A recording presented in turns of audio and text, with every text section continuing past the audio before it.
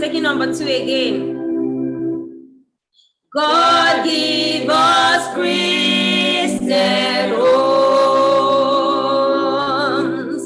homes where the Father is true and strong, homes where the burn of light of wrong, homes that are joyous with love and song. God give us Christian homes.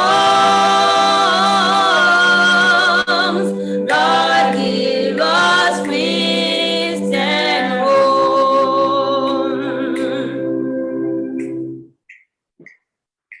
God give us Christian homes. Homes where the mother in caring quest strives to show others your way is best. Homes where the Lord is an honored guest. God give us Christian homes. God give us Christian homes.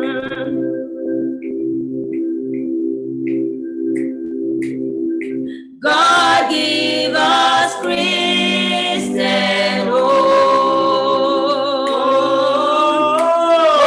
where the children are led to know Christ in his beauty who loves them so. Homes where the altar first burn and glow. God give us Christian homes. God give us Christian homes. Amen.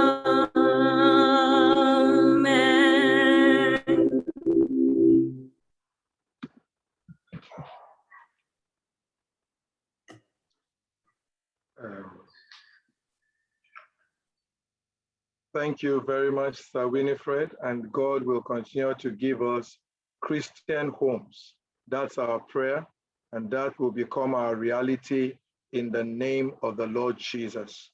We will be moving again. Our brother Larry Adeboye will be taking the recap, and then will be taking us from there. Thank you, sir. You are still muted, sir. Yeah, sorry. Thank you very much. We thank God for bringing us to this makeup session. This is actually a concluding part of the session on financial oneness. And if you are just joining us today for the first time, you will need to listen to what happened on Sunday as a basis for several things that we'll be saying today. Now, last Sunday, we were supposed to have had a session, an interactive session, where we will answer questions and discuss. Maybe, if possible, even take comments from us from wherever we are. I'm praying that God will grant us speed.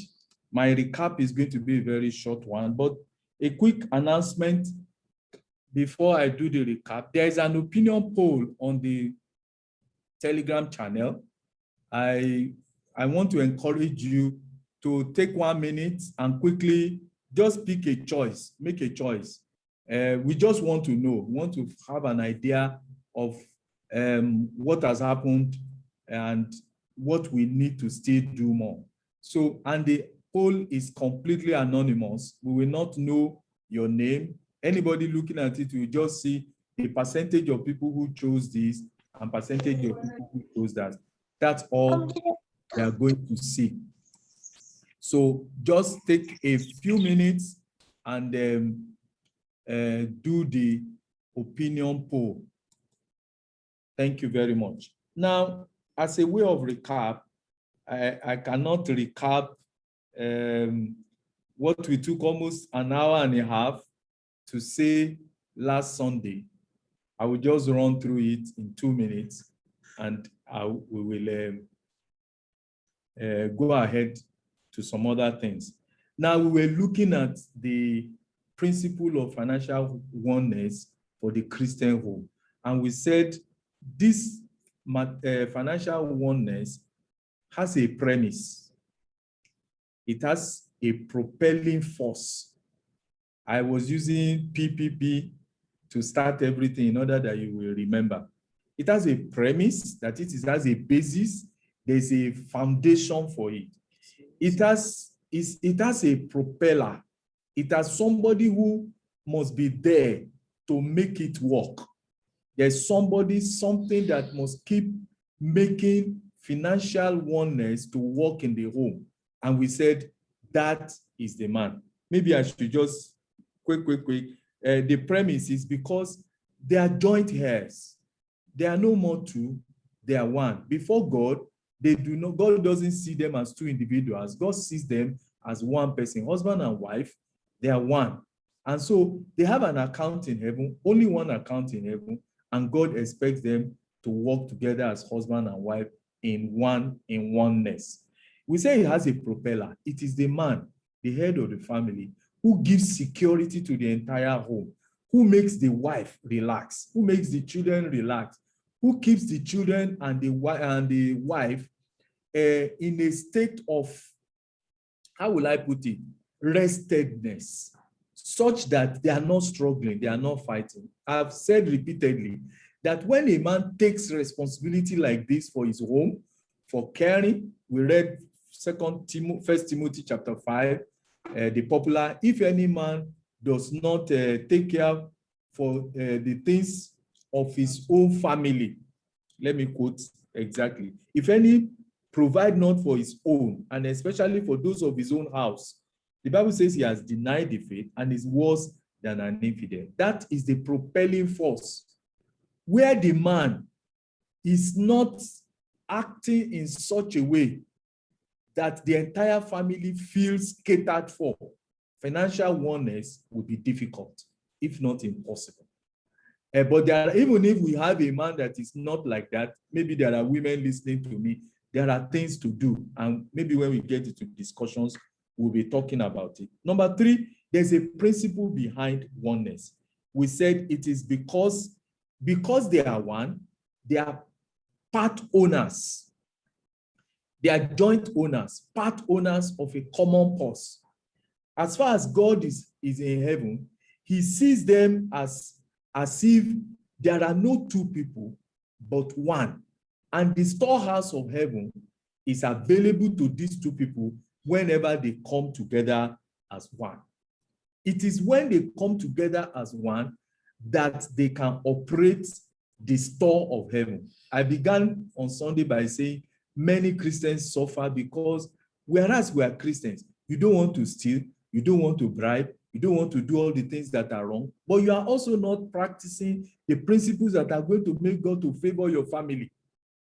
If God sees a dysfunctional home, he cannot bless it. It's not God's fault, it's our fault. But other unbelievers, they will cheat, they will bribe, they will do this to make money available. You will not do that. So why will you not do what God expects you to do so that you can also benefit from the storehouse in heaven? That was number 3, isn't it?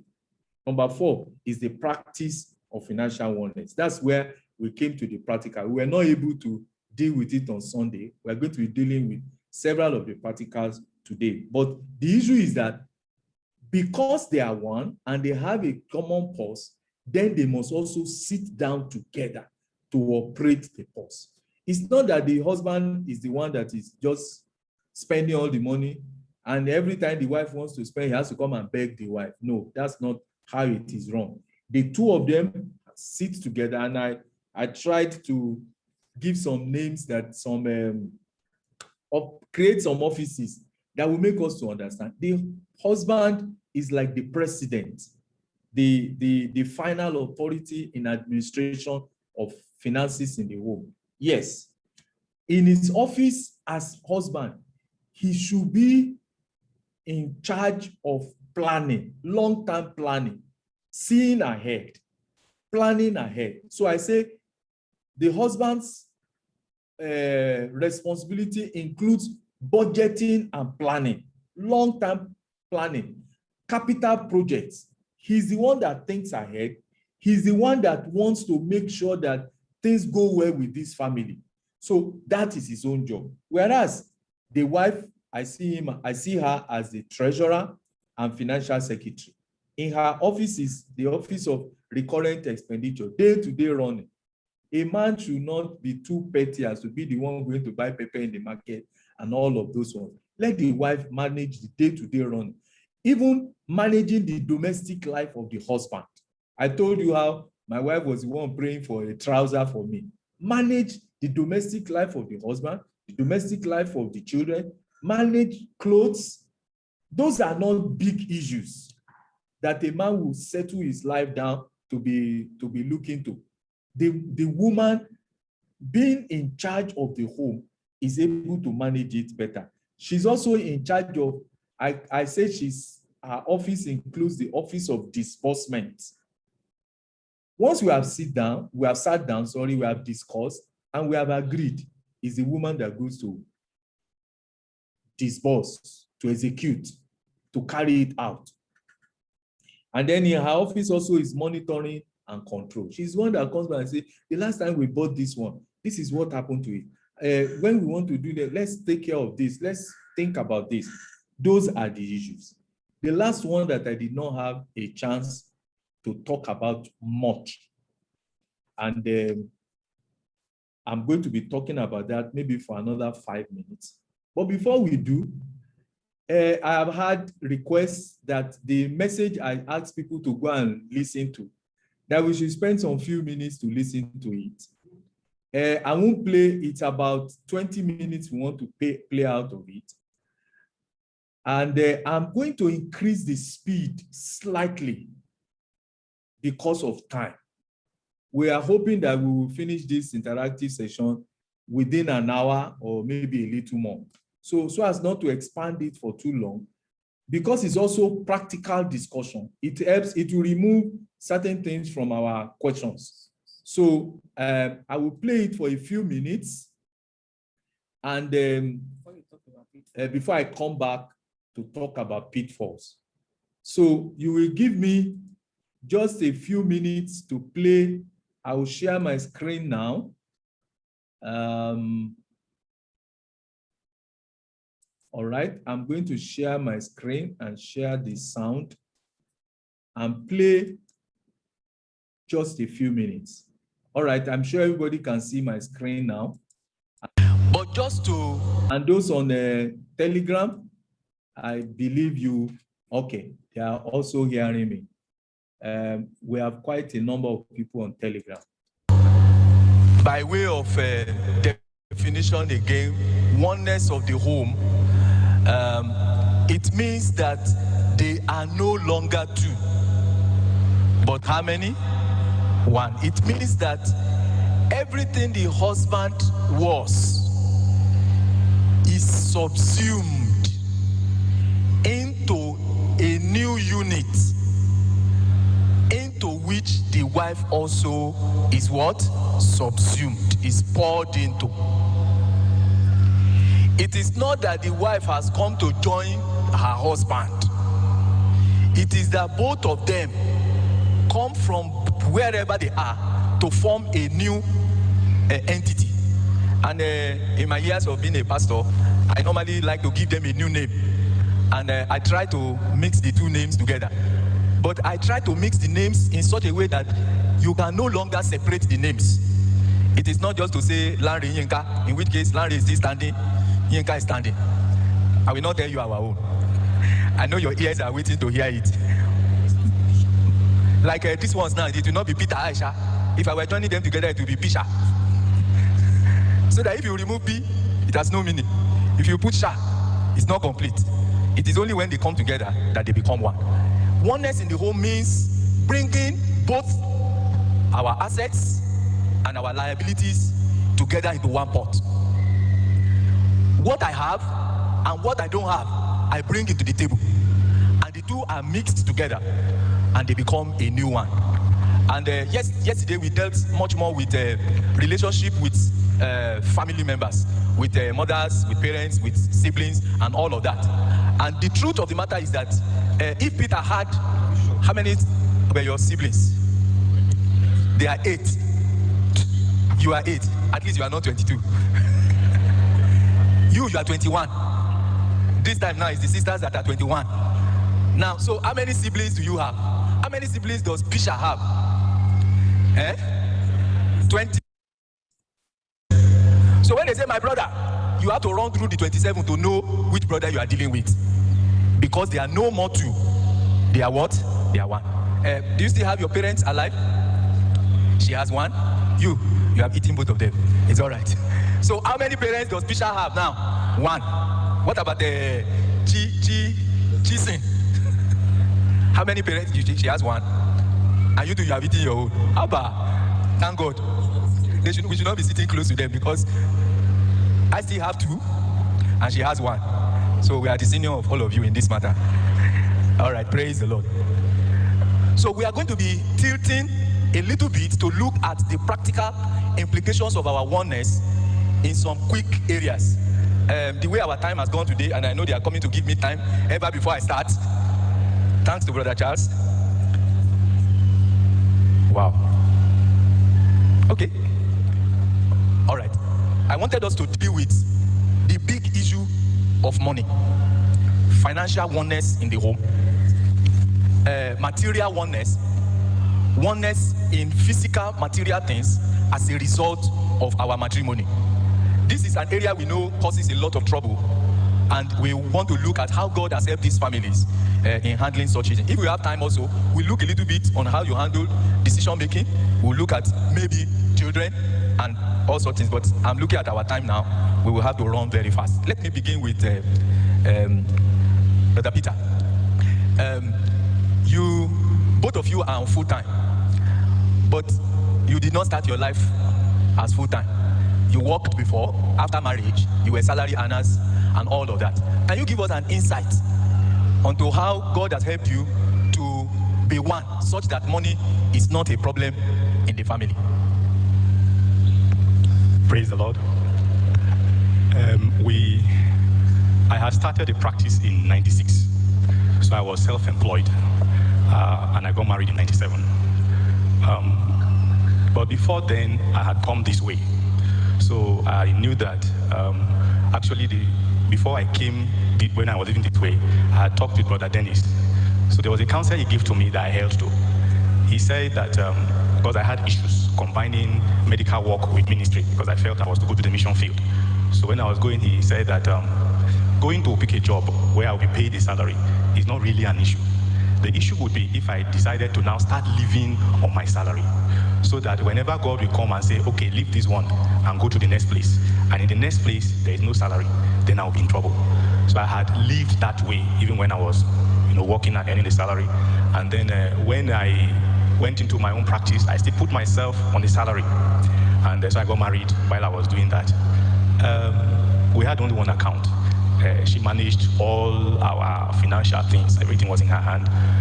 The only thing that was not in her hand was managing relatives. We decided early when we got married that in order not to create problems for ourselves, she would handle any requests that comes from my family, and I handled any requests that came from her family. So I managed her family requests, she managed my own. But otherwise, we shared a single purse, decided together what to do, and that's how it has been all our married years. So we didn't really have much challenges in terms of monetary issues. I agree to go together. And if I can, from there is that, praise the Lord. praise the Lord. Put that off. All right. Maybe the first thing I am picking out from there is that no marriage should think that if they have disagreements on viewpoints, we should not think that it is strange, especially when it comes to financial matters. Maybe that's the first thing that we need to grind in, is that one of the ways that will be a continuous index, do I have a simpler English? A pointer as to how far you are going in your oneness will be in your agreement on spending. It's usually a turbulent area. Before you married, you didn't consult anybody, you didn't think with anybody, you just stood up and spent. Now, Brother Chizoba, when this, how did you call this, turbulence in terms of deciding how to spend our money, when it comes up between you and Sister Blessing, can you tell us some of the ways in which you have used to resolve it? Because one of the ways in which you have used to become one in spending, how did you handle it? Or is this Sister Blessing I should ask first? I should ask her first. You are very quick to say I should ask Sister Blessing first. Say your own, then she will say her own. Well, the first thing that I want to say, the first thing I want to say is that I owe my marriage to discipleship. I said I owe my marriage to discipleship. I quite entered discipleship early. Once I gave my life to Christ, it didn't take long, and then I entered yes, okay. So that's the first place I got to see the issue of oneness in the area of finance. I got close to discipleship in such a way that they trusted me with going to bank. So I saw that their bank account is Mr. and Mrs. and any of them can sign and sign the check and I can withdraw. So with that, I already know that this is a pattern to follow. So when we got married, even in courtship, we were already planning on how we must have a joint account. So when we married, her own account closed. The one I have, I brought her into it to become a signatory. Any can sign. But the issue of spending, especially on ourselves, both of us, we have already learned how to trust God for our need. Where we had a little trouble was in the issue of giving. I used to think I know how to give until I got married. Before I know that I was doing a child play. My mother-in-law actually told me that in case I came back one day and I didn't see our bed, just know that my wife must have given it to somebody that needed it. So, but thank God, the way God arranged it, she naturally doesn't like going to bank, so I became the person that runs the account. So anytime she has the need to give, we will discuss it. And we know what is adequate to give, and it has helped us. It has helped us quite well. God is helping us with that at this point. And even though she's one that if I'm going traveling, I go with the ATM, but she has the booklet. But she has always been a good wife that refers to me. So with that, there's no been problem. There's no problem at all. She refers, and we take decisions on how to spend together. We take it together.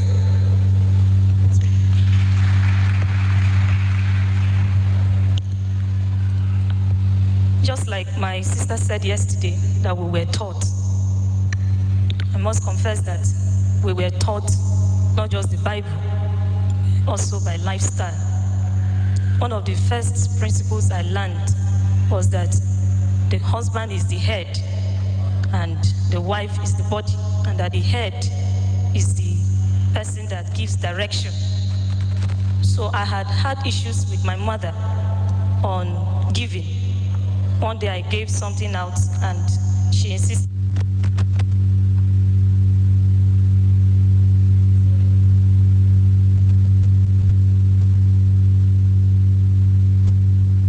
Because I gave out without her consent. So it was a serious lesson for me. So when we got married, if I will give an example where we had an issue, I wanted to give out something. And before I gave out, I mistakenly mentioned to the lady that I will give her some palm oil that my sister-in-law sent to me. Then we were in Yola. So she sent the palm oil, and actually it was much. So unknown to me, I did not know that my mom discussed with my husband that I give without caution. So, and I did not know that he was watching to manage that. So I had already mentioned to the lady that I will give her some palm oil. When I mentioned to my husband, he said I should wait first.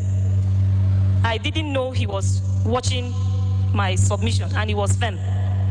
I tried to convince him so that I can give out the palm oil. He said no, that when he's ready.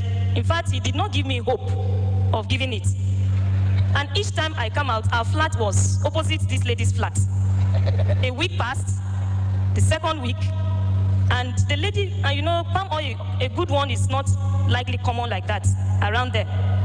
So we waited, I waited, and until I came to, my heart was struggling, as if I should give.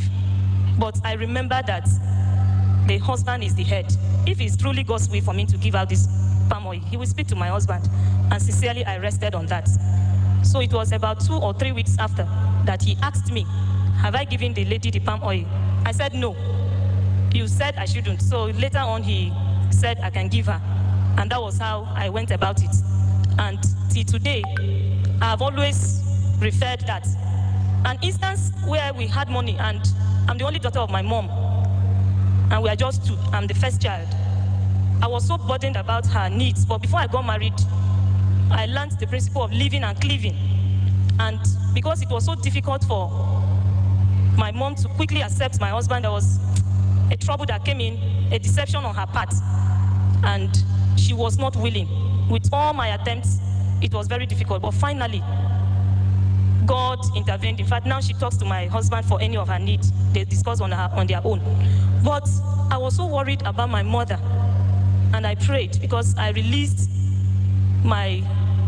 anybody that look up to me for financial input, I released it to my husband to be the one. So it was so helpful that as I prayed that day, my husband called me that he felt led, because we were not in the same town for that period, that he was led to send some money to my mother. And it encouraged me that I can always depend on God to give direction to my husband for whatever we're to do. So to that extent, God has been. Praise the Lord. If you were observant, like I wanted to mention it today, you will see that the younger couples, I brought an older couple and a younger couple. The younger couple today have made reference very seriously to the fact that they were instructed. Did you notice that? That they have gone through teachings that helped. They have gone through a discipling process.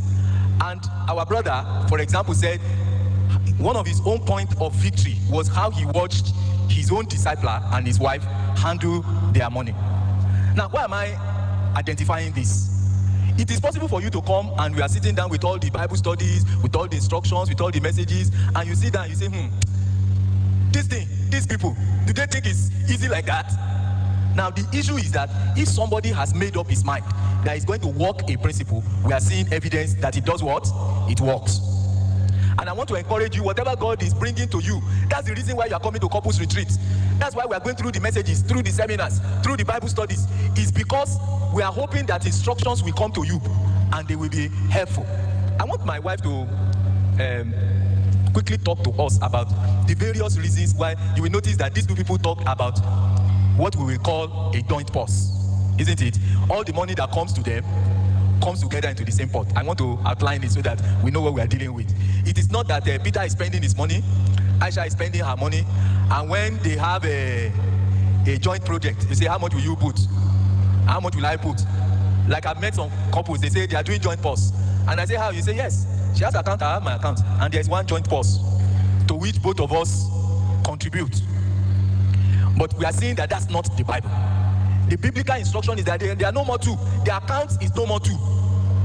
It's just that this is not a time for Bible study. We will have been opening the scriptures to see it. The Bible says they are partners together inheriting God's blessings. So if they have a partnership account in heaven, if they are going to run well, they ought to have a partnership, a joint account here on the earth. I'm still going to come for you to tell us the practical way in which you run your account, because these are the days of many accounts. I'm sure you don't have one account. So how do you run it? But before we go there, I want my wife to help us to point out what are the reasons why people don't like to do this oneness when it comes to finance. Well,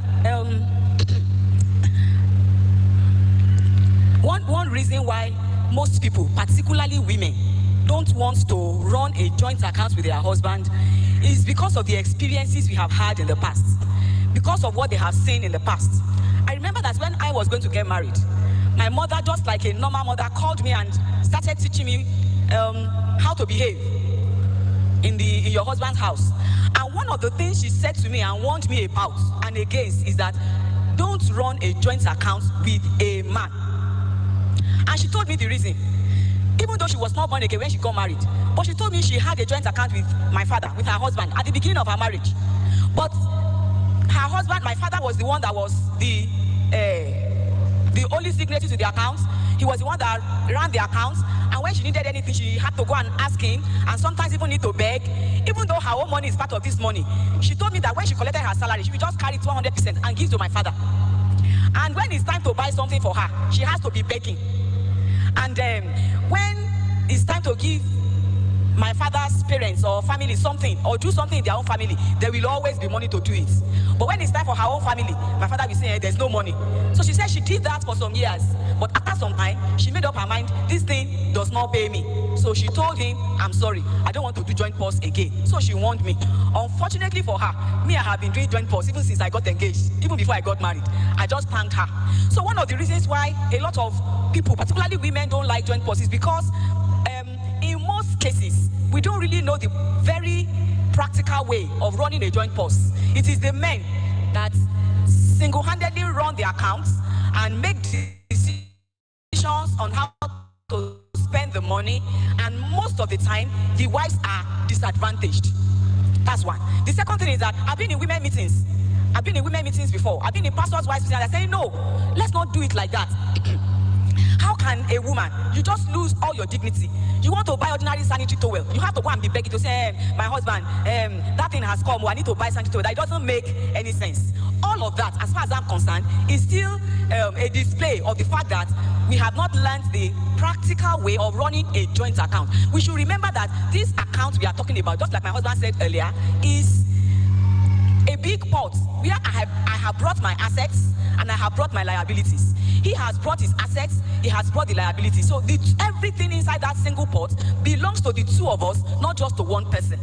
So I think that's the major reasons why, and like I said yesterday, it's still the same thing. So supposing something suddenly happens to the man, and everything is in his name. The car that we paid for together is in his name. The house we built together with our income is in his name. Everything is in his name. And then the family comes. Of course, nobody prays for her husband to die early, but it happens anyway. So supposing the man dies and everything is in his name.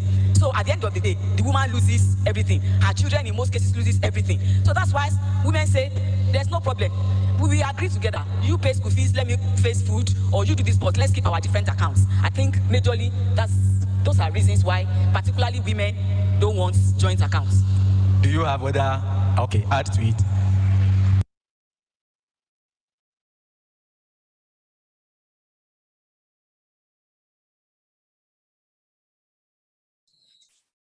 You will see that I was doing a hop, step, and jump. It's because of our time. The entire clip is available on YouTube. We have put the link on the program, on the Telegram group. You can listen to everything, but we have listened to maybe 60, 70% of what is there. It's just because we increase the speed. Now, I will hand over to my wife.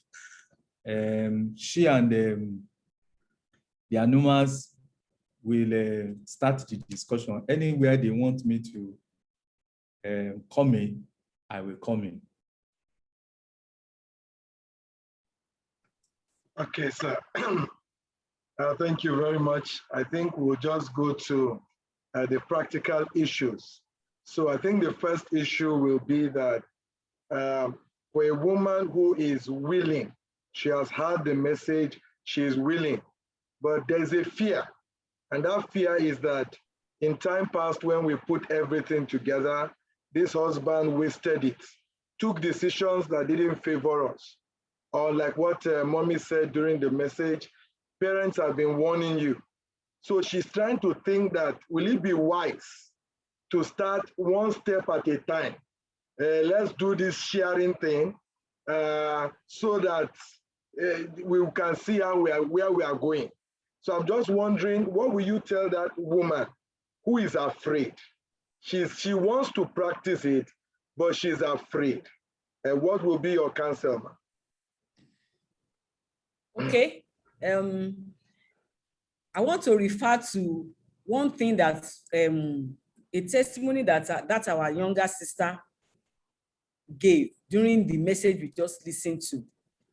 Definitely, many people can be afraid, particularly in this case that we mentioned, if the husband is not born again. If, for example, the husband is born again, the first thing is that if the husband is born again and he's listening to, he's also a part of this meeting, I think he too will have changed his mind. But if he's born again and he's not listening to this message, the first thing I will counsel such a person is, after saying this, the first thing is to go to your husband and say, my husband, I heard something. I learned about something, particularly when we have learned the practical way of handling it. This is what I learned. This is what I have heard. And if she can persuade him to listen to the message, since even this session will be recorded and it will be online for them to listen to, she can persuade him. But if the man doesn't want to listen, or he doesn't agree, or the man is a complete unbeliever, I will not advise that she should decide that, I will not do this thing, it cannot work. The first thing to do is to go on her knees and pray. You heard that sister say that even though she was dealing with even somebody who was properly born again, who is even a disciple, but that the man though was testing, no, it's not when she was testing the submission.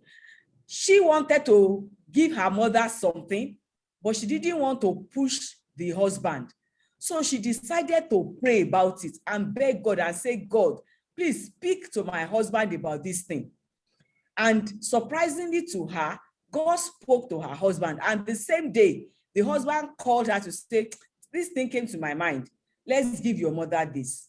So I believe that there is nothing that the Holy Spirit cannot do. I have several testimonies on praying and begging God to go ahead and speak to one's husband on several issues, whether it's the issue of money or it's not the issue of money. So I do not believe that this should be a reason why we should move back from wanting to do what we have seen that can work. You can pray about it, but before you rush into it, you should first of all take time to pray and beg God and say, God, I have seen this truth. I have seen this principle. I also want to practice it. Please help me. Give me wisdom. Teach me how to introduce it to my husband. If they have a good relationship, I don't think there will be a problem. If she prays, God can speak to the man and they can work it out. I know people who are not even born again, who practice joint pause and it works. That's the first thing. Then the second thing is that you have noticed that your husband is wasteful. And even though he's wasteful, like I said, the truth is that it is because for such a man who is also born again, it's because we don't know the practicality. We don't know how to run it. If we learn how to run it very practically, it's not that the man is the one that is just doing everything and is wasting it anyhow. There has to be a discussion. I think we'll talk about that later. So I think that whatever the excuse we have, the first thing is that each one of us that has had this principle must decide that this thing can work. And we must make up our mind to work it. We can start by praying. After praying and begging God, we can introduce it to our spouse. We can ask them to listen to the messages. And after that, we can attempt it. It will work. I've seen people. I even know a particular sister who also married somebody who didn't believe in that thing. But she decided to, in her own case, the husband also didn't even agree with the practicality, but she decided to work it out. And then she will even come and carry her salary and give the man. At the beginning, it was rough for her. But as she kept praying, she will come and say, hey, this thing, I will say, don't worry, it will work. Hey, this thing. After some time, the husband changed and started giving her some money. After some time, the husband increased it. After some time, the husband increased it, and eventually is working for them. It is only a matter of prayer and somebody who is determined to work it. If you are going to suffer at all, maybe at the very beginning, you may suffer for some time, but I can assure you, if you keep praying, the Bible says that God will avenge every disobedience when our own obedience is complete. I've seen it work severally. Thank you very much, Mommy. Maybe I should ask Daddy to now maybe make an input in the matter of a man, because now the challenge is what should be the attitude by a man whose wife earns more than him. He wants to be the propeller, he wants to be the man, but because they say he that plays the piper dictates the tune. He doesn't want trouble in his house. So what should how can he win the wife to agree to bring everything and allow him become the propeller? Because he wants to be the propeller, but he can't force himself on her until she sees. So, all right. Yes. You know, as she was talking, she kept referring to the fact that when they learn the real practical way of doing it, and I felt maybe the first thing to do before we start doing all these things is to talk about the practical way of running a joint force. So, like you had in the discussion, the practical way is that since there are no more two, they are one. I have my sources of income as husband. She has her sources of income as wife. No matter how small, no matter how big. When it comes, we don't tag the money that we don't say 70,000 came from me, 30,000 came from her, equals 100,000. When you do that, somewhere at the back of your mind, there is a ratio of spending. You have put a ratio 7:3. It is not spoken. You don't talk about it. The matter is that I'm the one bringing the bulk of the money. So I have the bulk. It is not a question of both of you have equal voting rights. It's not a weighted voting right. You know, in some companies, there are some, when you want to vote, your vote is weighed according to the number of shares that you have. In this project, both of you are equal partners. It's just that in administration, one person is the head, one person is the leader. So that ratio is the first thing to remove. Once the money comes in, it has come into 100%. The next principle, that's the first principle. The first principle is pool the resources together. If you are writing it down, principle number 1, pool the resources together. Principle number 2, the first consideration in sharing the funds is not by ratio, it is by need. It is not by ratio of who brought in more or less. It is by the need available. For example, it is possible that it is the husband that brings the whole of the money and brought it down, but the need that we want to meet right now looks like that of the wife. I'll give you an example. Many years ago, I used to be a farmer. I read agri. I used to have a farm. I used to have many animal farms. I had poultry, I had snairy. My wife was particularly interested in the snairy. And we used to eat snails and all of that. Then God called me to full time. And I closed up my farm, closed everything. My wife tried to keep poultry. I killed the chickens and close up the things. And then my wife started begging me, okay, I know you don't want to do this thing, but I have run a snairy enough to know how to handle it by myself. I want to have a snairy. I told her, no, because you'll be dragging me. So finally, I got her to agree. If we have the snail farm, you will never call me to come and look at it. She said, it's okay. She has agreed. Fine. So I said, okay, when God provides money to do snairy, we will do it. Of course, in my mind, I was not planning to ever think it is a need. And so I went somewhere, I can't remember, I think I went to preach somewhere. And they gave me this honorarium that the Lord said I should collect. Many times he will say, don't collect. But this particular time he said, collect, it was big. And I was excited. If the Lord said collect it, it means that some needs at home will be settled. So I brought it to and gave it, I brought it to my wife. I said, this is what they gave me. And as I was putting that thing down, normally, we will spend time to pray. What does God want us to do with this money? That time, money was coming in. In fact, the money, one doesn't meet the other one before we finish spending it. So we had to pray to find out.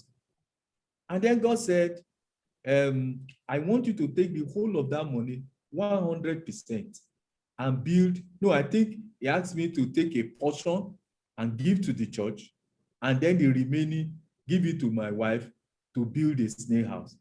I said, no, it's because she has been pressurizing me. This is not God. I'm not hearing God well.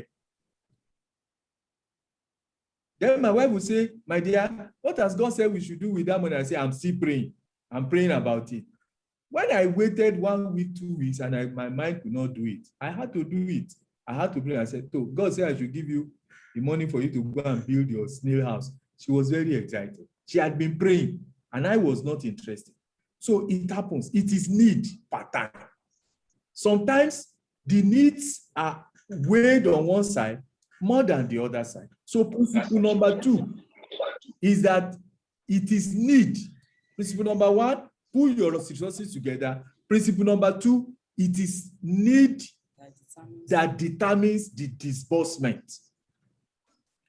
Principle number 3, that disbursement includes the leading of the Spirit. Or did I say include? Depends on the leading of the Spirit. And the leading of the Spirit will determine whether it is the children that we are spending money, it is something to buy in their house, or send money to parents, or it is the leading of the Holy Spirit, which the two of you can confirm if the two of you are born again. If you are not born again, like my wife said, the wife can still use prayer to ensure that God ensures that her husband follows the leading of the Spirit. And this leading of the Holy Spirit includes savings sometimes. Sometimes God can say, save this towards this. And there are times when God has, I learned in a very hard way. There was a money God provided, and God was telling the two of us. God told me, God told my wife, keep this money. I think it was for school fees. It was school fees. In those days, school fees was a major matter. I had 3 boys in secondary school, private secondary school, and they were paying big. God said, keep this money for school fees. We kept it. Some other money came in, we were going, and then the money was there. School fees was still some few months. A few weeks. Maybe so when the money came in, it was some few months. Then towards the time of paying, as the time was going, we started, let's take out of this money. Don't worry, when money comes, we put it back. This. That's how 3 by 3 by 3 we spend that money. Then school fees came. I suffered to pay that school fees. I can't forget. So the leading of the Holy Spirit is very important, and it can include saving towards a project. Principle number 4 is, this is one area that the headship and the submission of the husband and wife comes into big play. The wife must understand that the husband has the last say. I don't know how else to say it. I wish, I'm always wanting my wife to talk about submission when it comes to submission. Because they say, what will you say? You are a man. But the truth of the matter is that he that made them at the beginning made them male and female. He didn't make them male and male, and he did not make them female and female. He made the male the head of the union. He's the one that determines what should be done. So in practical outworking of this headship, the two of us must have a common list of needs. Are you following me? A common list. What did I say? A common list. This list is usually made up by, you bring your list, I bring my list. We join it together and we pull it together. Then we sit down. Let me tell you, there's no two way about it. If two people have access to a purse, if two people own a purse, two people must have access to deciding how that purse will be used. So it's something that we have to do. Every time there's going to be a spending, there has to be a discussion. So the next principle along with it is communication. I talked about headship and submission. Then I'm talking about communication. One person does not spend out of that money without the knowledge and approval or agreement of the other one. The husband still doesn't spend it without the agreement of his wife. Thank God these days there's mobile phone. Wherever you are, you can make a call. I feel like giving this person so amount of money, or I feel like spending and buying this. You discuss it and we agree. And if you cannot agree, say, come home first, wait first, come home, let's come and talk. You will talk until. There are times when I must, up till now, there are times when we don't agree on how to spend a particular money. We leave it until we agree. There's nothing, heaven will not fall if you don't spend a particular amount of money. There are certain things that doesn't happen that are not life and death. Spending in many instances, except for maybe medical emergencies, school fees, rent, sometimes even rent. God has led us to say, delay that rent yet. And then eventually something will happen. Maybe somebody else will pay the rent, or somebody will bring money to pay the rent. It has happened. And it can happen as the leading of the Holy Spirit works on. Did I forget any other principle? I think I've run. That's how to run it. It's practically the two of you deciding how the money is spent. Maybe at the end, I am still going to be talking.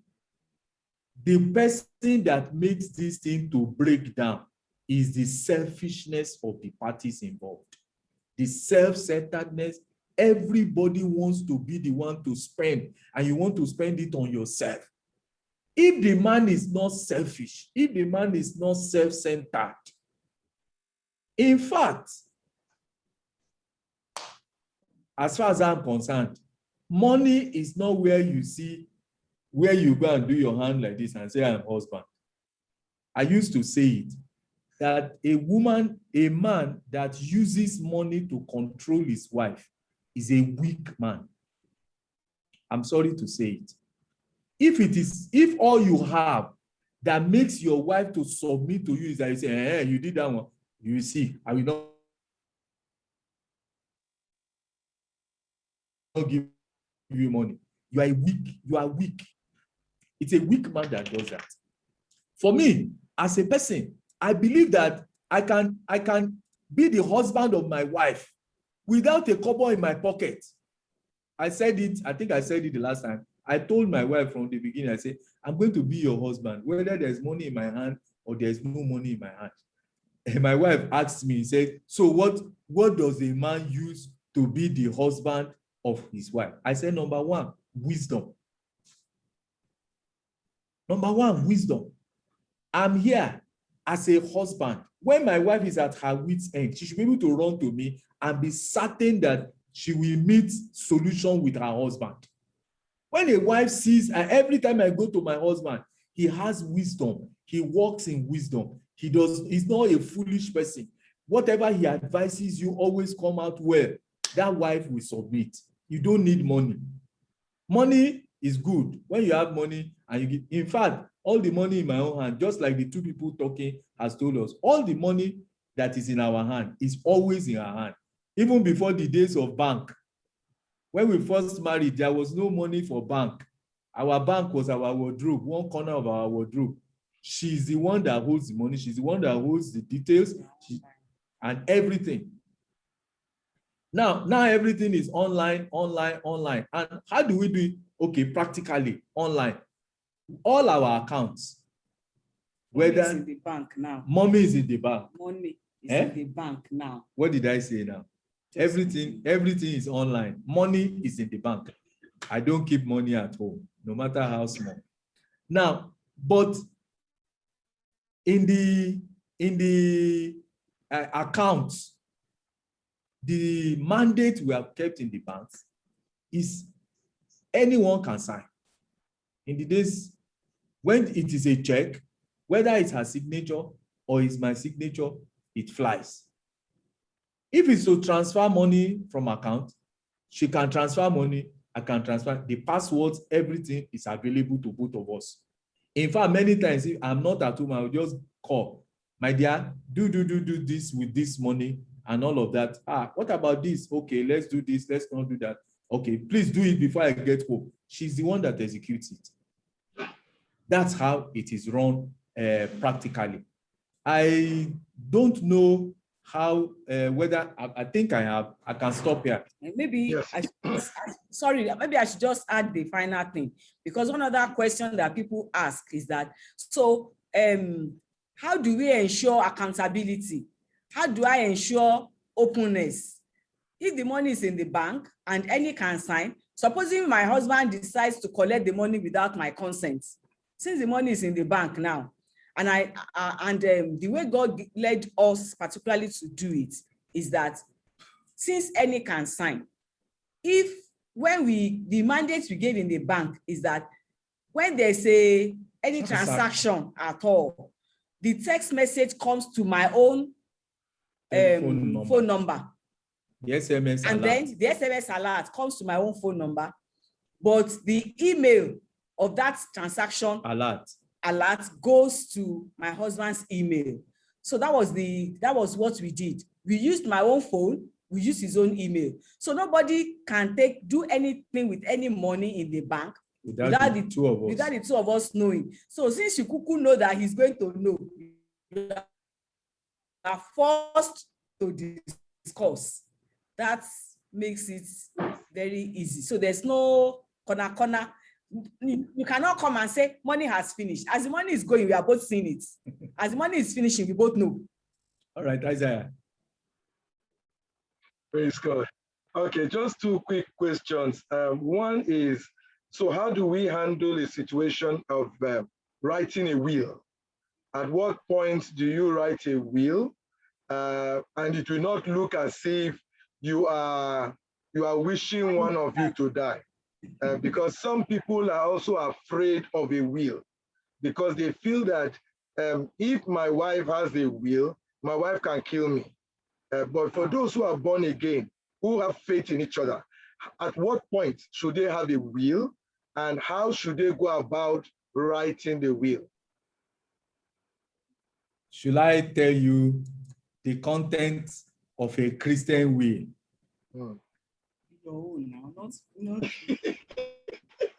Coming from this principle, don't say my own, coming from the principle, the content of a Christian will. If either of us die before the other person, everything, because we jointly own everything belongs to the other person. And when that person dies, everything reverts to the children. Now, if you marry somebody who killed you, it's only God that can settle that one.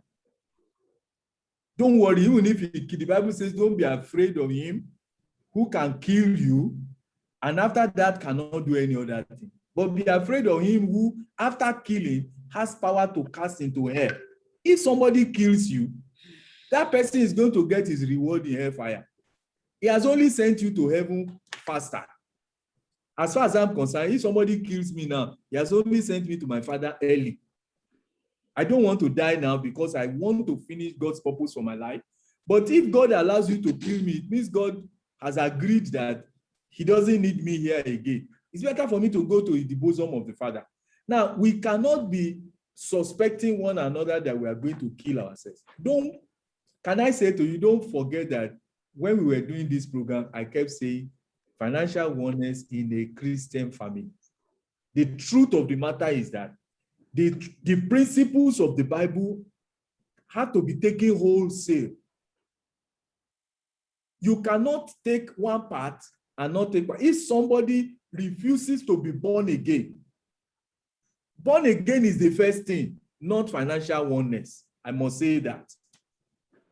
Even though financial oneness may be a means to getting that man born again quicker. If you marry, maybe the both of you married as unbelievers and you now became born again and you are praying, keep praying, submit. Even if he cheats you with money, he has only cheated money. Money is very small. I want you to know that once you carry money up, then you are going to have problem. Those who money still rules their life, they are the ones that are afraid. And I want you to know that God is bigger and greater than money. If God sees that somebody is being cheated with money, God knows how to handle it. And God normally handles it. Then the other thing is that when we talk about writing a will, I think legally, yes, a will is kept with a lawyer. But if you know the content, you can kill him. If you know the content is that when all the money finishes, it comes to you. That's okay. What they mean. Okay. That's why I didn't come from that angle. If you know the content. Because if not, I've just said, in any case, since everything, if everything belongs to the two of us, and both of us have agreed that it belongs to us, there's no need to kill there's no need to kill the person. I have access to it when he's alive. It is only when maybe a partner does not agree, maybe the husband does not agree with what we are doing, and then he writes a will, he can keep it. You may not show him. If the other person is something, you can keep it. If you marry somebody who will kill you, that's a bigger problem than financial oneness. Which is true, sir. So let's not bring that one here. So actually the issue of loans, how do we handle loans in a marriage where one party probably believes that he needs loans to do business, and every time he takes loans and the business does not work out, and the wife has to keep using her salary to service the loan. So how do they go about handling loans if at all a Christian home should tamper into that direction? All right. Well, the first thing I want to say is that looking at what we said, as born-again Christians, let me look for those scriptures. As born-again Christians, actually, our source of supply, whether for business, whether for domestic needs, whether for school fees, whether for anything at all, our source of supply is God. The Bible says, ask and it shall be given unto you. The Bible says, my God shall supply all our needs according to his riches in glory. The Bible says, David said, I have been young, now I am old. I have never seen the righteous forsaken, nor his seed beg bread. There are several scriptures in the word of God that shows us that God does not expect us to depend on our salary. God does not expect us to depend on our income. God does not expect us to depend on any other means, on friends, how much more on loan for our living, our sustainability, our sustenance. God does not expect us to depend on ourselves, actually. He expects us to depend on him. And in that clip that we listened to, you will hear the doctor saying that he was taught at the beginning when he started working that even though you are collecting salary, don't depend on your salary. Depend on God. So that in case God says, drop this your job and stop salary, you will be able to live your life without the salary. So first and foremost, God expects us to depend on him, even though we are collecting salary. Even though we have a business and there is an income, he expects us to depend on him primarily for our needs, and not on loans, not on begging, not on any other thing. And it is possible to depend completely on God. There are some people who are not collecting any money from anywhere. The husband is not collecting money, the wife is not collecting money, and yet they are living their lives, and they are eating, and they are sending their children to school, and God is supplying their needs. So God does not expect us to depend on loan. And when it comes to business, people have said, when it comes to business, it is not possible to run a business without taking a loan. I remember that when we started the school, we started a nursery and primary school that we were running, the church.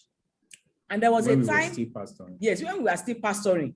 And there was a time we wanted to, we were using rented apartments, and then we wanted to build our own building and all of that. So we called a parents' meeting, and we asked them to please give to us so that we can build. And we don't want to do that. You can give whatever you like. And we said, I remember I said a lot of things. The first person that talked just told me and said, you better go and learn how other schools are running their school. They take a loan from the bank. It's not possible to run a school and build buildings without taking a loan. And I've attended many meetings of proprietors. They tell us very plainly, you cannot run the school without taking a loan. And I said, okay, no problem. We have not learned to take a loan. We have learned to depend on God. And we decided to wait. It took some time, but we were able to build our buildings, pay salaries, and do everything without taking one kobo as a loan up till now. And I've seen several schools that took loans, and at the end of the day, they have gone bankrupt, and the school is closed and all of that. So I believe that even for our business, if we wait, it may take a longer time. It may take a longer time. But if we wait, we don't necessarily have to depend on loan. If we depend on God, God can meet our needs. All right, let me just add a bit to it. Let me help those who believe in loans. For me, first, let's talk about for personal needs. It's an insult on God. It is to tell God, Lord, you cannot meet my needs. I have to run helter-skelter to meet my needs by myself. Anybody who goes to take a loan when he's in a tight spot, either a casual loan from a friend or a loan from bank or a loan from anywhere, what you have said is, God, don't bother to provide. I know my way. I know what to do. I'm not that stupid as to be waiting for you. And I know that if I wait for you, you will not do anything. That's what you are saying. Anybody who goes to loan, the third thing is that usually you want to be the one to choose what you have and what you don't have. Most of the times, what we take loan for are things that we can wait for God to provide. Usually, you don't take loan to eat.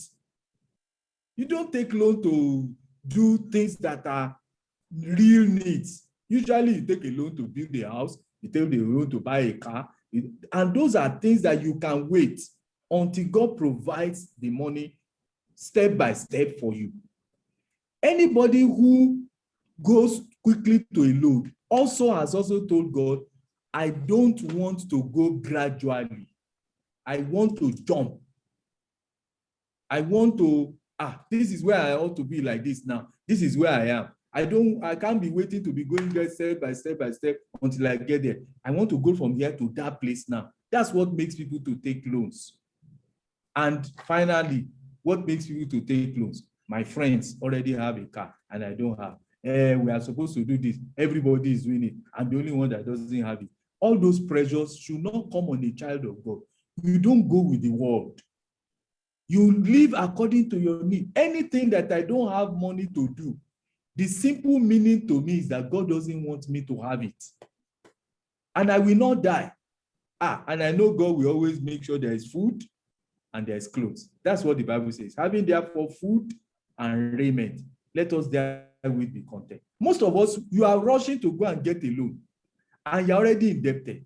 So every month, they are taking a part of your salary away. Then you start crying again that there is no food to eat in the house. You are the one that has mortgaged the food and the clothes and the school fees and the things to take care of the children. You are quickly taking a loan to either get a car or to get a house in order to level up with your mates. That's usually what makes people to take loans. If you are willing to go gradually, honestly, I have a pet saying that has become, every good thing comes to the Christian if he can wait. And David said, wait on the Lord. Wait, I say, on the Lord. Fret not thyself, Psalms 37. Fret not thyself. When you see the evil man prospering, wait for the Lord. And I say again, wait. I want to say to you tonight, wait, God can build you. Even when it comes to business, I have seen God take a business from few thousands into multi-millions. By the grace of God, I have businessmen around me who, by God's grace now, they have learned this principle, and I can see them prospering. Their businesses are growing bigger every day, and they don't take a loan. I have businessmen that banks are pursuing them and begging them, you have this, come and take loan. Let's help you to expand your business. He says, sorry, I'm willing to go gradually. And some of them struggled with me at the beginning because I'm supposed to be discipled. And I said, don't take this loan. Wait, God will do it. Excuse me, sir. After some time, when they saw how God will do things, what they wanted to take a loan to do, suddenly God brings a small contract by the side, and he provides the finance with which to expand the business that you are looking for. God is willing and able to do all those things. I want to beg you, wait for God. I say again, wait. Thank you very much, sir. I must ask this last question before you deal with the issue of pitfalls, which is actually one of issues of the pitfalls of financial oneness, the matter of families. How do we handle family needs? Family needs, I mean, extended family needs. Family. All right. Yes, extended family, my parents, his parents, our parents are elderly. He gives money to his mother. My own mother is not getting as much and all that. So siblings, parents and siblings. And that's the last question. How do we really manage it when we have put everything, the assets and liabilities in one pot? How do we go about handling siblings and parents? Okay. Just like we defined that financial oneness is not in abstract. Financial oneness is only a part of oneness generally. And when we are talking about oneness, it means that just like, I think we had this during that short clip. His mother is my mother is his mother, his siblings are my siblings. You had when they asked, how many siblings you have? The sister said 20. What about the brother? He said maybe 7. And then we said, so together as a couple, we have 27 siblings. Now, and we have 3 parents. For example, in our own case now, we have 3 parents. One of us have 2, the other person has 1. Now, when we have put all of them together, what we do is to relate with them according to their need. We relate with each of our siblings according to needs. One of us, if for example, one of us is a firstborn or something like that, and you still have small ones who are going to school, there may be a lot of need in that area. The other person may be the last born, and he doesn't have anybody that is looking to him for any financial help. So what we are saying is that we put all our siblings together, still in the same pot. They can be part of our assets, they can be part of our liability. We still put them together and we relate with them according to needs. The same thing with our parents. Now, if our parents are elderly, they have become aged and they have needs, what we do is to decide and say, okay, these our 3 parents are elderly now. They no longer have any income. So how do we, as responsible children, take care of them? So we make a decision. Supposing we give them, we can decide that every month we're going to give each one a particular amount of money. But apart from that, there can also arise some emergency needs from any of the sides. We don't say, last month we gave your own mother 50,000 though, because there was a need. We must give our own mother 250,000, whether there's a need or not. No, we don't do like that. Because they are elderly, we can decide, let's give them a particular amount every month or every quarter or whatever we decide. It's a decision that we must make because we are responsible children. But apart from that, from time to time, needs may come to any one of the parents because all the three parents belong to the two of us together. In any case, we are no longer two but one. So the parents belong to us as a couple. We relate to them according to needs and not according to, you have done to one side, you must do to the other side. No. And the biblical basis for that in the Acts of Apostles. People who have money brought it to the apostles' feet, and each one of them, distribution was made according to need. That's the biblical principle. In a family, in a home, in a church, in an organization, once it is God, the principle is according to need. And it is not 1-1, 2-1. We are not counting it. That's not how it is. And at the end of the day, they are my siblings. So if I take care of them, even though all these siblings I'm talking about, they are from her side, they are my siblings. I am no longer alone. The two of us has become one. So that's the way we do it. Again, let me say, sit down together, agree on certain principles. There are certain things that are statutory that we have agreed together. We do this, we do this, we do this. I remember once, and this where I always say that the husband is the propeller. I remember, apart from what we have agreed among ourselves, I remember once that our mother on her side, that's the only way I could say it. I will have just told you, one of my mothers on her side had a need. She has bigger, and firstborn, she's second to the lastborn. And the other siblings, for one reason or the other, decided they were not going to respond to that need. So my wife came to me and said, can you imagine this? I told my brother that we should do this, and they are saying that they are not doing. I say, okay. If you are the only mother, you are the only daughter of your mother, will you take care of your mother or you will not take care of her? She said, I will take care of her. I said, hey, go and take money and take care of that woman. Very simple. That was a need that we have seen, and there was something coming. Now, if I did that, will she be afraid? She will not be afraid. When it is my turn, she will not even wait. You know, I'm using my turn. It's a bad language. We don't use it in our household because there is no turn. Once it's on the other side, as it were, easily we will agree because it is an issue of need. Whenever there is a need, we respond to it. When there is no need, we leave it like that. All right? Isaiah. Oh la la, Isaiah has left me now. The prophet, are you prophesying somewhere? Uh-oh. All right, No, go sir. ahead. Okay.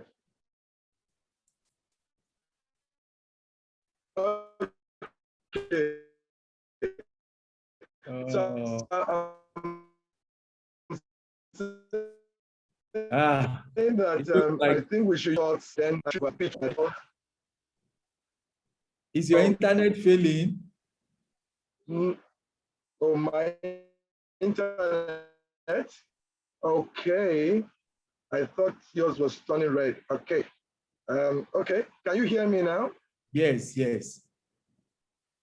Yes. So I was saying that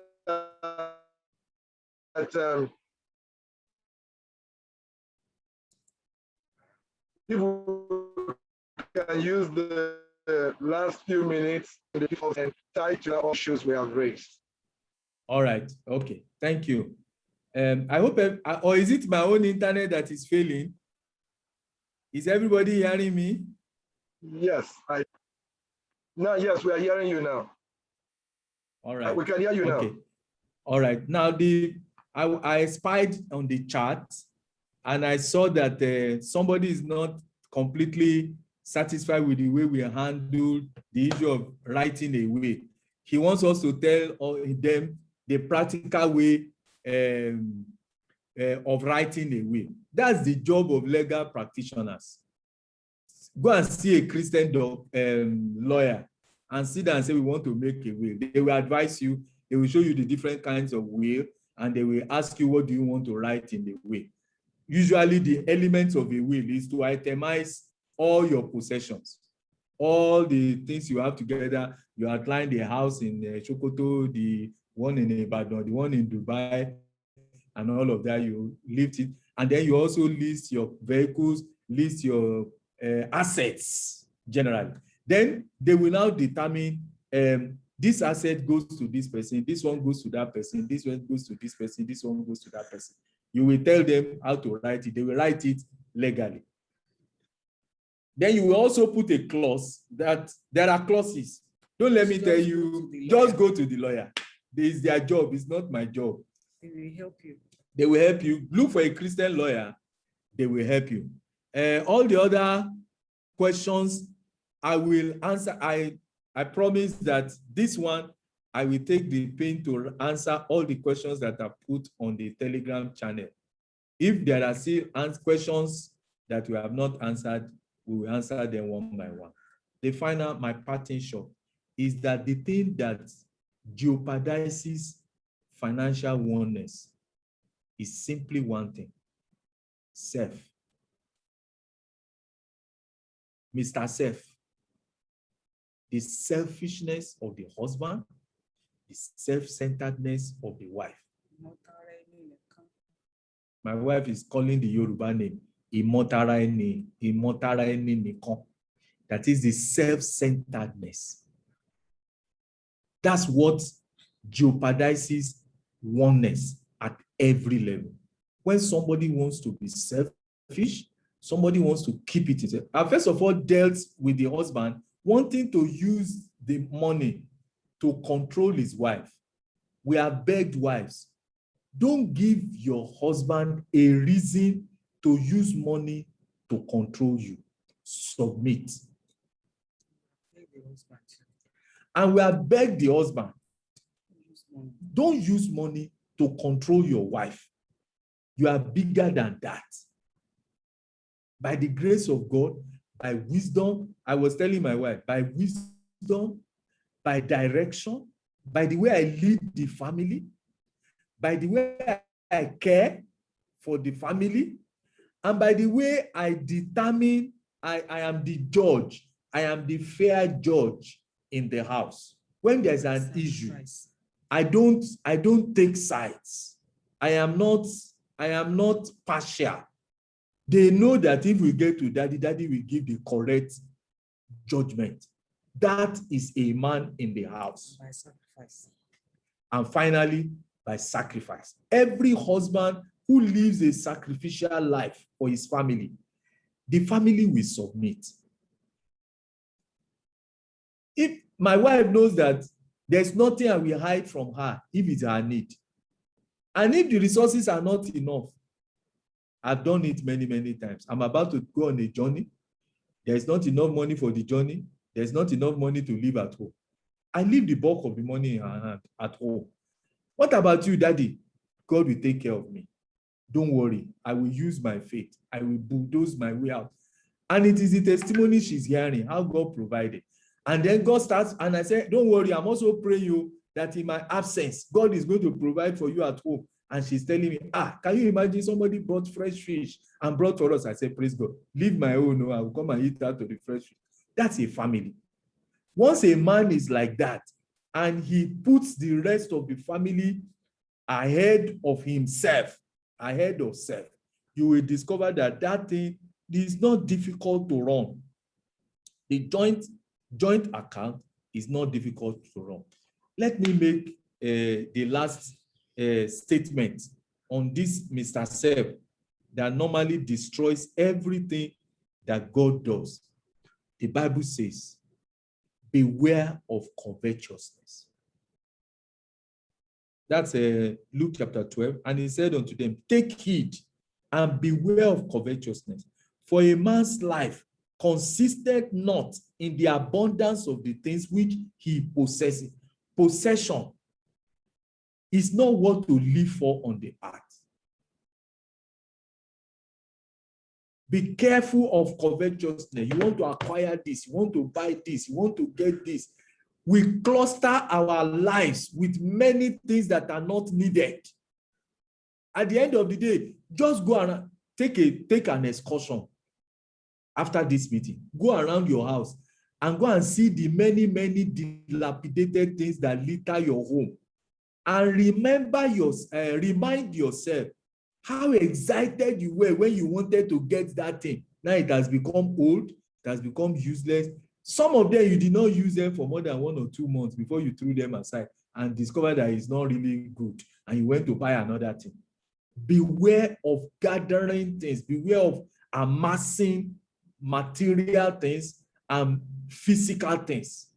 The life of a man does not depend on the abundance of the things which he possesses. As I'm saying that to the man, I'm saying that also to the woman. Madam, how many geles must you have? How many pairs of shoes? You have one color for every color in your wardrobe. The whole place is littered with shoes. And you are still looking for money to buy more. How many will you wear per time? Beware of covetousness. These are the things that don't make money enough for us in the house for essential things. We have spent them on things that don't matter. We have sent them on buying Ashwebi. You have been buying this Ashwebi upon Ashwebi. Some of the ones you have bought, you cannot wear it a second time. Some of the ones that you can wear, if you wear it, you are afraid that if I wear it, this other person is also going to be there and we have the same clothes together. If I wear it and he wears it, so everybody will know that, okay, I can't wear that one. Then you want to go and look for another one. These are the things that trouble us. A Christian family should not be in want. If we trim our appetite and we are not selfish and self-centered, if we do the correct things, you will soon discover that God can provide all our needs according to his riches in glory by Christ Jesus, according to what God had promised. It is possible to live well at this time without at any point in time running to look for loans or running helter-skelter if we just follow God. I want to say as my last statement, there's no principle of the word of God that self cannot spoil, no matter how wonderful it is. Once Mr. Self is not dealt with, you cannot have a lead way. And so I want to say to you, in case you are listening to me tonight and you are not born again, you are still living for yourself. Everything about you is for you and yourself alone. You can't make life meaningful like that. You will be on a rat race perpetually, looking for what you don't know. Everything you acquire, you discover that is nothing. It leaves you unsatisfied. You are still looking for more. You are still looking for more. There's only one person that can give you the satisfaction that you need. That's God. There's a God-shaped vacuum inside of you. Only God can fill it. No matter what else you acquire and possess, it will not stop that uneasiness, unsatisfaction. That hunger will never die until you meet God. When you meet God, you relax. The Bible says that the blessing of God maketh rich and it doesn't add sorrow. It doesn't add anxiety. It doesn't add worry. Those of us who have found Christ, we have found peace. We have found joy. We have found happiness. I want you to bow down your heads with me as we pray together. Wherever you are, husband and wife, hold your hands and say, money will not rule us in this family. It's not what we have. It's not clothes and food and dress and shoes that will define us. What will define us is a life that is giving glory to God, a life that is shining, a life that everybody wants to have around because you are an asset to the community. You are an asset to your church. You are an asset to your home. Husband, I want you to pray and say, Lord, make me a real husband. Make me a strong husband.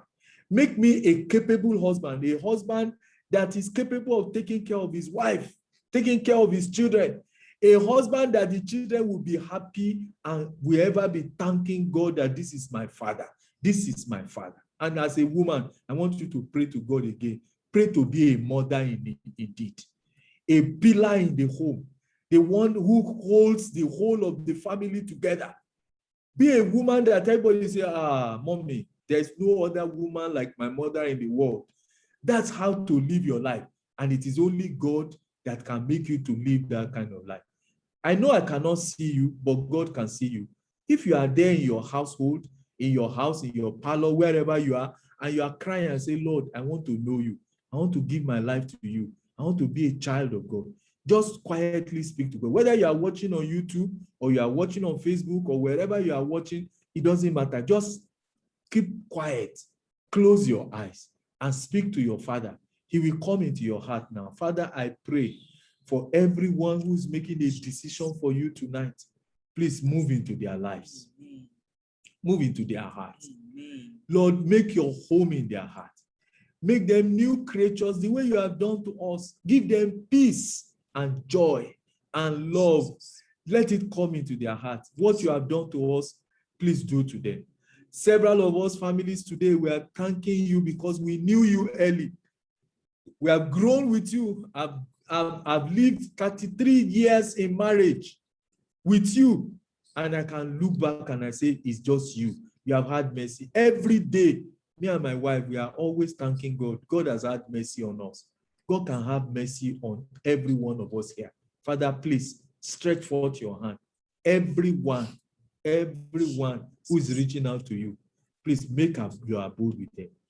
Bring your peace into every family listening to me. I pray concerning every home that has accompanied with us, particularly in this couples mini clinic, whether they are here tonight or not. Father, I pray that you will visit them in their home. Let your peace come upon their home. Let your power come into their home. Father, please go in there and solve their problems. Every financial need, legitimate needs that is staring them in the face, Father, you are the Almighty God. Let there be testimonies after tonight. Let there be sudden miracles that you use to solve the problems in the home. Are there problem children? Father, intervene. Are there problem husbands? Intervene. Are there problem wives? Father, intervene. Lord, let your name be glorified in every home that has lifted up their hearts to you tonight. Thank you because you have heard us. We worship and exalt your name. And Satan, I speak to you concerning all those homes that you are scattering, whatever it is that you are doing in those homes, whatever intrusions, interventions that you are bringing into those homes, from wherever they are coming, I command that your activities will come to an end. The Bible says, whatever we bind is bound. Whatever we allow is allowed. I demand that your activities in every home, listening to me over this couples mini clinics and all the times we have prayed, everyone who is going through a storm are engineered by Satan. I command that storm to cease. Amen. In the name of the Lord Jesus Christ. Thank you, Father. In Jesus' mighty name, we are prayed. Amen. Amen. And if you made that decision to give your life to Jesus as we prayed, you've made a decision that Jesus Christ should come into your heart, we would like to know so that we can help you further. Please contact any of the counselors on their personal platform and tell them you made this decision and you need some help. And the Lord will help you in Jesus' name. All right. Okay, so thank you. Just before we share the grace, we want to remind you that the mini couples clinic will be back July 18th. July 18th, we'll be back for the next session, July 18th. So please store that in your calendar. And 8 p.m. July 18th, we'll be back for the next edition of the Couples Clinic. Now, the messages have been posted on the Telegram. The clip we listened to today has been also posted on the Telegram. We also want to thank those who responded to the poll. It was just our way of getting a feedback. And if we go by what you wrote, it means that a lot of us on the platform are willing to go ahead and practice this oneness in marriage. And we're trusting that if there are other challenges, please don't give up. Send messages, and we'll be willing to keep talking with you on this matter until God grants us victory in your home. Thank you again for coming. I know for several of us, you are coming from work, but you made the effort to be here. We sincerely appreciate your coming. The Lord bless you all. Let's share the grace together. May the grace of our Lord Jesus Christ, the very love of God, and the sweet fellowship of the Holy Spirit be with us now and forevermore. Amen. Surely, God's goodness and mercy shall follow each one of us all the days of our lives, and we shall dwell in the house of the Lord forever and ever. Amen. God bless you. Enjoy financial oneness in your home. See you July 18th. God bless you.